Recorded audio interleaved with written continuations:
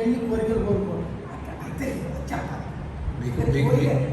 మీకు వచ్చినాయండి గుడికి వెళ్ళి అక్కడ ధ్యానం చేస్తే ఆటోమేటిక్గా వాళ్ళ కోరికలు తీరుతాయి. కానీ కొబ్బరికాయలు కొట్టి మంత్రాలు చదివించి కార్యక్రమాలు చేసి తీరవు కదా. కరెక్ట్ అది. కానీ వీళ్ళకి అయితే ఒకటి ఇప్పుడు మన 7 కోట్ల వెంకటరమణ ఉంటుంది కదా, మీరు అబ్జర్వ్ చేయండి. ఇంత కొండ ఎక్కుతాం, మీదకి వెళ్తాం, వెళ్ళినప్పుడు ఏం చేస్తాం? ఆ దేవుడి దగ్గరికి వెళ్తే ఆ దేవుడు చూస్తామా? కళ్ళు మూస్తాం. ఇవే కదా అన్ని తిరిగి దేవుడి దగ్గర కళ్ళు మూస్తాం. ఆ లిప్త కాలంలోనే మీ మైండ్ తాదాపుతుందంటే మీ అనుకున్న కోరిక అయిపోతుంది. తదుపరి మామూలు ఎవరికి ఇప్పుడు మందది కాదు, ఎల్లప్పుడూ అర్థంతో ఉంటాం.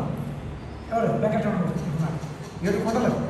7 కొండలు అంటే ఇవే: మూలాధార, స్వాధిష్టాన, మణిపూరక, అనాథ, విశుద్ధ, ఆజ్ఞ, సహస్రం. ఈ 7 కొండలు మనలో ఉన్నాయి. అర్థమైందండి? ఇప్పుడు అక్కడికి వెళ్తాం. అక్కడికి వెళ్ళినప్పుడు కోరికలు ఎందుకు? అక్కడికి వెళ్ళినప్పుడు కూడా మీరు చెప్పింది కరెక్ట్. కానీ మామూలు వాళ్ళకి ఇవ్వలేదు. ఇక్కడ ఉండేటువంటి పురోహితవాళ్ళు కానీ మళ్ళీ పెద్దవాళ్ళు కానీ మరి దేవుడు అంత చెప్తుంటారు పెద్దవాళ్ళు, మరి దేవుడు దీనికి కోరద్దురా అంటారు. కానీ కోరకుండా సులువు ఆ మైండ్. ఏమంటే ఈ మైండ్ అంటే ఏం చెప్పండి? మైండ్ అంటే ఏమిటి? మనసు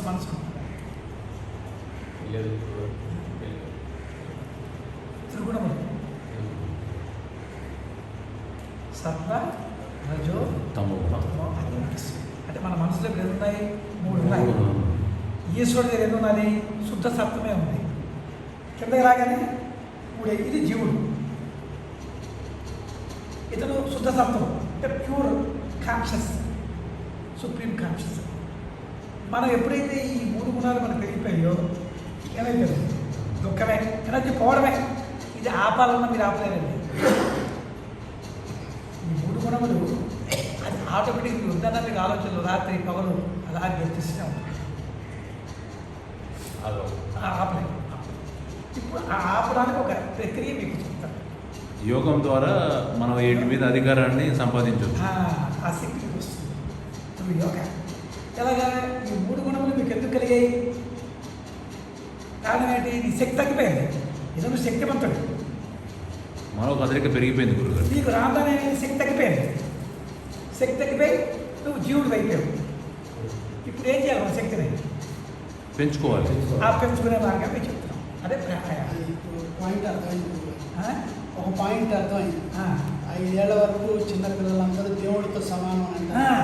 అంటే వాళ్ళకి ఆ 3 గుణాలు ఉండవు, ఒకటే గుణం ఉంటుంది కాబట్టి వాళ్ళు దేవుడితో సమానం. పెరుగుతున్న కొద్దిగా ఈ మూడు ఎంటర్ అవుతాయి. ఈ 3 ఎంటర్ అయితే శక్తి పోతుంది. వారికి తెలియదు కదా. అప్పుడు ఏమైంది? వాడు ప్రపంచంలో ఉంటుంది. ఈ మైండ్ మన మనస్సు జాగ్రత్తగా ఇది ఎక్కడ ఉంది? ఇక్కడి నుంచి మనం వచ్చామండి. వచ్చిన వాడు ఎటు వెళ్ళాం? ఇటు వెళ్ళాం. ఈ 3 గుణాలతో పెంచుతున్నాం. ఈ 3 గుణాలతో అంటే పరిమిత శక్తి. అది పేరు పెట్టుకున్నాం. నేను రాజుగారు, నేను సూర్యనారాయణ, నేను ఏదో ఇది, నేను కిరణం, ఇది పెట్టుకున్నాం. అంటే మీరు ఎవరైతే శక్తి శక్తే కాదు చెప్పండి. తేడా ఉంటే చెప్పి లాజిక్. ఈ శక్తితో గెంతుతూ ఉన్న శక్తిని ఏం చేస్తాం మనం? శక్తి ఖర్చు అయిపోతున్నదా?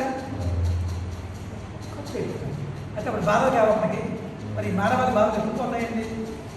అనేది ఇప్పుడు మిమ్మల్ని ఎక్కడ తిప్పాలి? మిమ్మల్ని రోజు సత్సంగం చెప్తాం. మీరు ఏ బస్సు ఎక్కిపోయారు? ఇప్పుడు మీరు ఖమ్మం వెళ్ళాలంటే దానికి తగినటువంటి రూట్లో వెళ్ళాలి. అది రాయగడ రూట్ వెళ్ళిపోతే కాల్చుకుంటే ఏమవుతుంది? అది ఎప్పుడు గమ్యం చేరుకోలేము గురుగారు. గమ్యం అనేది చేరుకోవడానికి చేరుకోలేము. అది ఎప్పుడో మళ్ళీ ఎన్నో కర్మలు అనుభవిస్తే పడతాం. ఇప్పుడు మన సులువైన మార్గం దొరికాడు. ఏం చేసి చెప్తాం? తిప్పాము అంతర్ముఖం. అందుకే కానీ బస్ స్టాండ్ తీసుకెళ్ళి గొప్ప ఉదాహరణ గురువుగారు. చిన్నపిల్లల్ని వాళ్ళ తల్లిదండ్రి దండించినప్పుడు, తప్పు చేసినప్పుడు కానీ, గొడవ చేసినప్పుడు, కొట్టినప్పుడు వాళ్ళు రెస్పాండ్ అవుతారు. కానీ అమ్మ నన్ను కొట్టేమని ఏడుస్తారు, రెస్పాండ్ అవుతారు. కానీ వాళ్ళు రియాక్ట్ అవ్వరు గురుగారు. రెస్పాండ్ అవుతారు, రియాక్ట్ అవ్వరు. ఏమంటే మర్చిపోయి మళ్ళీ ఆ తల్లి తండ్రి ఒడిలోకి వచ్చేస్తారు. కానీ పెద్దయ్యాక పెరిగే కొద్ది ఏమవుతుందంటే మనిషి పెరగగానే రియాక్ట్ అయిపోతాడు, రెస్పాండ్ అవుతాడు, ఎమ్మటి రియాక్షన్ కూడా చూపిస్తాడు. రియాక్ట్ ఎక్కువైపోతుంది. అవును కదా. రెస్పాన్స్ తక్కువ, రియాక్ట్ ఎక్కువైపోతుంది పెద్ద అవుతుంది కొద్ది పిల్లలకి. సరే మరి వాడు కొందరు పిల్లలు ఏమని రెస్పాన్సిబిలిటీ పెడతారు. ఇప్పుడు మనం ఇటు తిరిగాము, ఇటు తిరిగి ఏం చేస్తున్నాం, ఇలాగ ఇట్లా వస్తున్నాం. ఆత్మజ్ఞానం, ఇక్కడ బోధ, ఈ సాధన వల్ల ఇక్కడికి వచ్చిన కొద్దీ దీని పవర్ ఏమవుతుంది మీద ఎక్కువ పడుతుంది. మనకి ఆరోగ్యం వస్తుంది భగవద్గీత వల్ల. ఆరోగ్యము, ఆనందము, సర్వం ప్రాప్తమవుతాయి. అంటే మార్పు చెప్పింది, నేను చెప్పింది గీతలో రాజయోగం ద్వారా. రాజయోగం సర్వప్రాప్తం. ఒకటిగా చెప్తాను, కరెక్ట్ కూడా అన్ని. ఎప్పుడైతే అన్ని ప్రాప్తం అయ్యావో మీరేం చేస్తారు, బయట చేస్తుంటాము. అప్పుడు ఎలా ఉంటావు బయట, ఎనర్జీ లాస్కి అవ్వదు.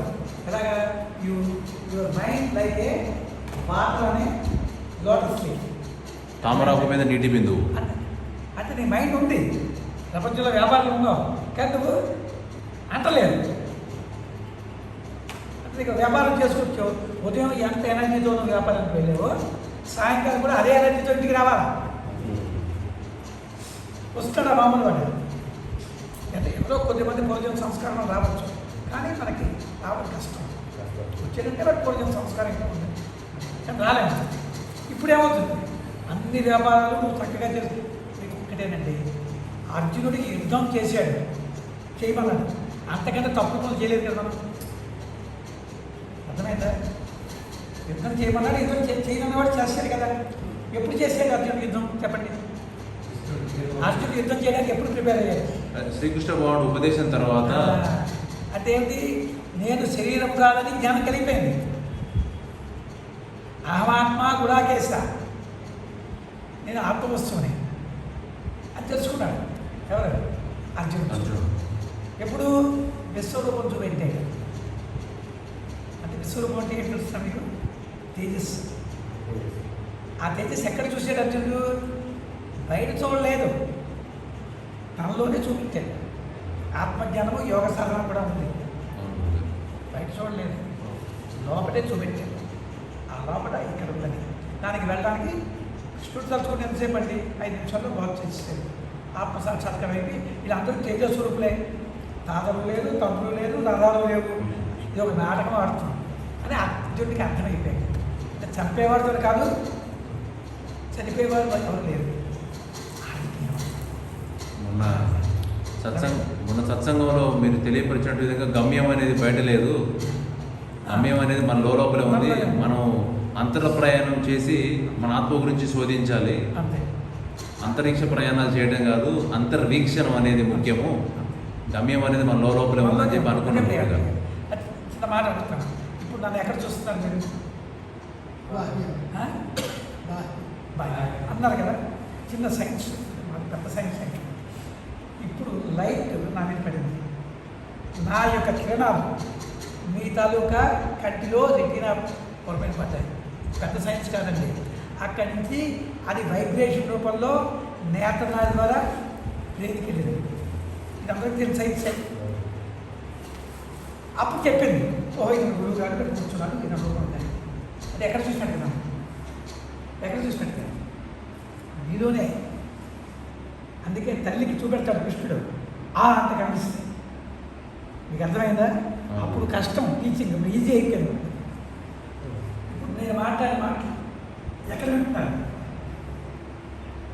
నేను మాట్లాడాను ఎక్కడ వింటున్నాను? మీ శ్రవణ నాడి ద్వారా కన్నబేరికి వెళ్ళి అది వైబ్రేషన్ రూపంలో ఇక్కడికి వెళ్ళింది. అది చెప్పింది. అంటే వినడం ఎక్కడ, చూడడం ఎక్కడ, ఈ వాసన ఎక్కడ? వాసన చూశారు, ఈ వాసన ఎక్కడికి వెళ్ళింది? ఆ నడి ద్వారా లోపలికి వెళ్ళి అక్కడ చెప్పింది ఫలానా వాసన. అలాగే స్పర్శ, ఇది ఏ స్పర్శ పోల్చేస్తున్నాం కదా మనం. అంటే అన్నిటికీ కేంద్రం ఎక్కడ ఉంది? ఇక్కడ. దీనికి ఏమన్నా అంటే విశ్వం ప్రతిష్ఠితం సహా విశ్వ చరాచరం, చరాచర సృష్టి అంతా కూడా మనలోనే ఉంది, బయట లేదు. అంటే నువ్వు లోపల నువ్వు వెళ్తునుకొని నీకు అందరూ నీ మాట వింటారు. నేను మనకు పెద్ద గతం ఉన్నారు, కంపెనీ హెడ్ ఆఫ్ సుబ్బారావు వస్తాడు కదా, మన అమెరికాకి ఫోన్ చేశాడు, అందుకనే చెప్పాను